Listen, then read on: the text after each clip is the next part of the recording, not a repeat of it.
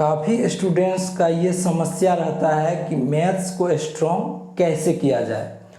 और सब्जेक्ट जो हैं उनको तो हम चलिए रट लेंगे, ट्रिक बना के रट लेते हैं तो काम चल जाता है, जैसे जीएस हो गया, इंग्लिश हो गया। लेकिन दो सब्जेक्ट ऐसा है जिसको समझ समझ के वहाँ से क्वेश्चन सॉल्व होते हैं, मैथ्स और रीजनिंग। रीजनिंग में हो गया कि मैथ्स का कुछ कॉन्सेप्ट रीजनिंग में यूज हो जाता है, इस वजह से भी मैथ्स काफ़ी आपको महत्वपूर्ण हो जाता है। देखिए जैसे एसएससी का एग्ज़ाम हो गया, बैंकिंग का एग्ज़ाम हो गया, और भी मेजर कई सारे एग्ज़ाम्स हैं जिसमें बिना मैथ्स का पत्ता तक नहीं हिलेगा। और एक बात और बता देते हैं कि इसको स्ट्रॉन्ग करना और एग्ज़ाम में क्वेश्चन सॉल्व करना दोनों अलग अलग बात है। स्ट्रॉन्ग करने की बात यदि हो रही है, इसके लिए हम एक रिकमेंड करेंगे। देखिए ये आता है नवीन अंक गणित।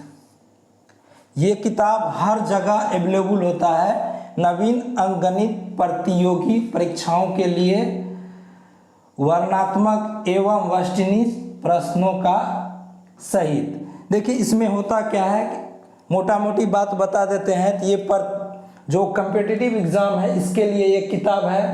इसमें जो है ट्रिक्स नहीं, ट्रिक्स के द्वारा नहीं, इसमें डिटेल्स सॉल्यूशन दिया हुआ है, डिटेल्स सॉल्यूशन दिया हुआ है।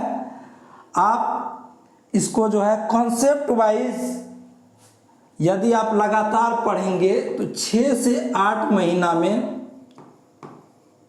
इस पूरा किताब को आप बना लीजिएगा। बनाने से ये क्या होगा कि आपका जो भी कमज़ोर सेक्शन होगा मैथ्स में वो स्ट्रांग हो जाएगा। कहने का मोटा मोटी ये तात्पर्य हुआ कि आपका जो मैथ होगा इसको ये स्ट्रांग कर देगा।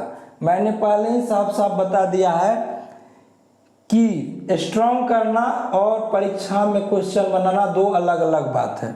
चलिए बात कर लेते हैं अब आगे। इसमें देखिए सारा चैप्टर जो है ये दिया हुआ है, विषय सूची, संख्या पद्धति सबसे इम्पोर्टेंट होता है मैथ्स का, सबसे इम्पोर्टेंट पार्ट होता है ये नंबर सिस्टम। उसके बाद दिया हुआ HCF and LCM, decimal fraction, simplification, square root and cubes, average, problem on numbers, problem on ages, surd and indices, percentage, profit and loss, ratio and proportion. आगे बात कर लेते हैं partnership, compound proportion, time and work, pipe and distance, ये दोनों same है, time and distance, problem on trains, boat and streams, alligation and mixture, simple interest, compound interest, area, volume of solids, race, calendar, clocks, stock and shares, true discount. इसके बाद हो गया bankers discount, algebra, linear equation into variables, quadratic equation, trigonometry, line and angles, triangles, quadrilaterals, circles, polygons. इसके बाद हो गया, आप बात कर लेते हैं डेटा इंटरप्रिटेशन में। तो इसमें हो गया tabulation, bar graph, line graph, pie chart. अब बात कर लेते हैं इसमें एडवांस मैथ में, तो नंबर सीरीज, फ्रैक्शन, आयत चित्र। इसके बाद हो गया coordinate geometry, prism and pyramids. इतना सारा चैप्टर्स यदि आप इसमें टोटल इसका बना लीजिएगा तो ऐसा कोई जनरल कंपटीशन कम एग्ज़ाम नहीं है जो इससे बाहर हो। सब कुछ इस किताब ने कवर कर लिया है। अब कहिएगा तो बहुत अच्छे अच्छे टीचर जो होंगे, जो अभी के सबसे बेस्ट टीचर होंगे, उन्होंने भी अपना स्ट्रॉन्ग करने के लिए इस किताब को जरूर पढ़ा होगा। अब बात कर लेते हैं टीचर का। देखिए 2 सेक्शन में पढ़ाते हैं। अर्थमेटिक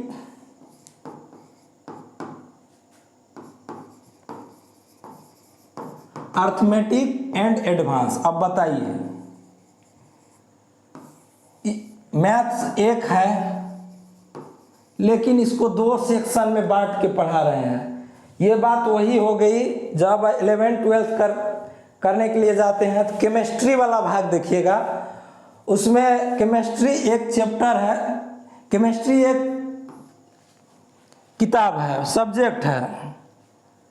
एक सब्जेक्ट को केमिस्ट्री को 3 भाग में बांट दिया, ऑर्गेनिक बना दिया है, इनऑर्गेनिक बना दिया है और फिजिकल बना दिया है।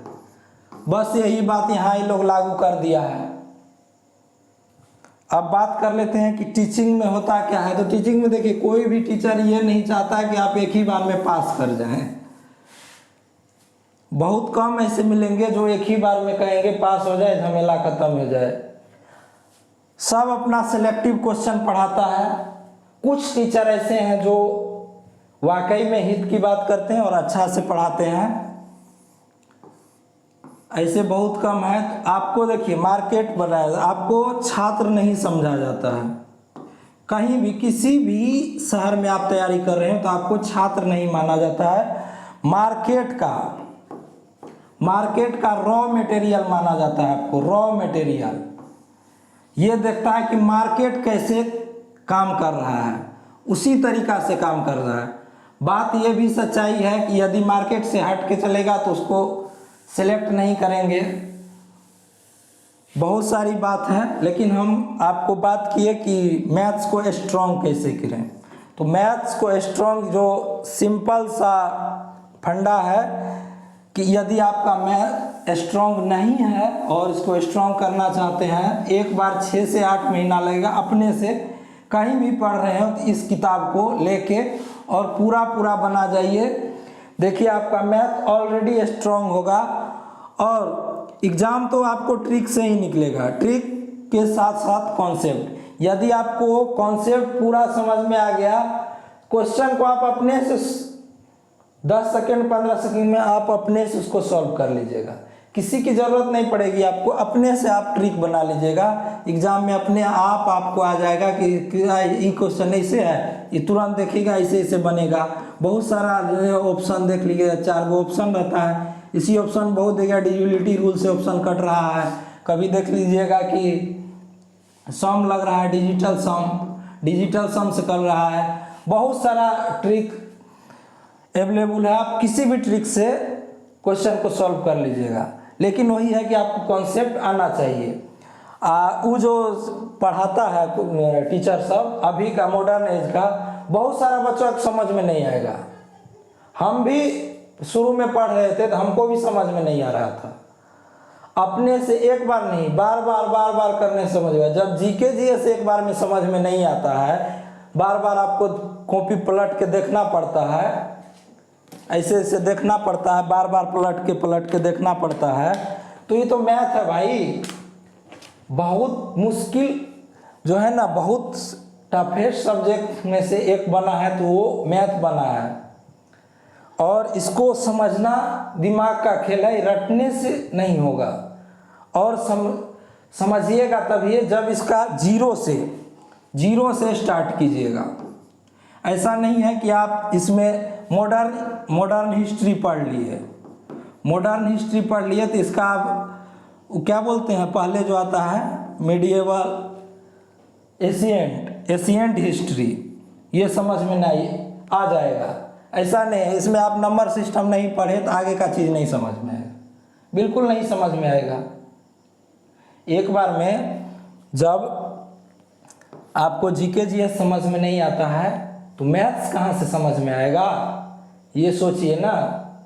मैथ्स को समझने के लिए आपको जीरो से स्टार्ट करना होगा। ये किताब जो है ना, इसका देखिए पहला चैप्टर जो है संख्या पद्धति, नंबर सिस्टम, तो इसी को पढ़ना पड़ेगा पहले, नंबर सिस्टम को। इसके बाद दूसरा चैप्टर आपको पढ़ना होगा, तब दूसरा चैप्टर पढ़िए। ऐसा नहीं कि आप नंबर सिस्टम छोड़ दिए, चलिए पहले हम पढ़ लेते हैं परसेंटेज, तो परसेंटेज समझ में आ जाएगा, नहीं आएगा।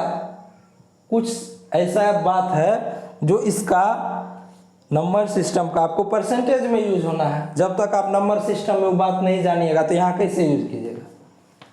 अभी भी आपको पटना जैसे शहर में मैथ्स की टीचर की बहुत कमी है।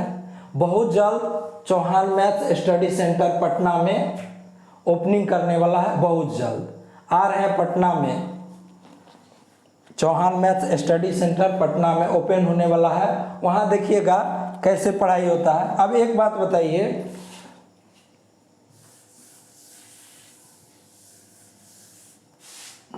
नीट, जेई 2 साल में स्टूडेंट कर लेता है, 2 साल में करके निकल जाता है, चला जाता है। जेई 2 साल में एग्जाम निकाल लेता है। आई जनरल कंपटीशन कौन सा पहाड़ है जो 5-5 साल पंचवर्षीय योजना में लगा हुआ रहता है, नहीं निकलता, फ्रस्ट्रेशन हो जाता है। कहीं ना कहीं छात्र और